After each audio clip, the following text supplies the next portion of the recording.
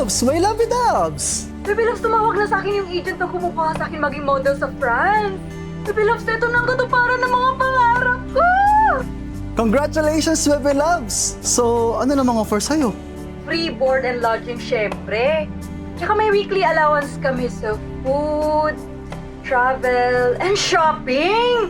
Akalain mo pati pag-travel may weekly allowance kami? Kailan? At hanggang kailan? Well, the contract is for 5 years.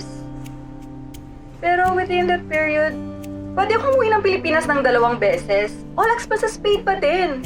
Teka. 5 years? Tapos 2 beses ka lang uwi ng Pilipinas? Bebe Loves, nangyayari na to kay na Daniel at Camille. Ayoko. O teka, bakit nagbago ang isip mo?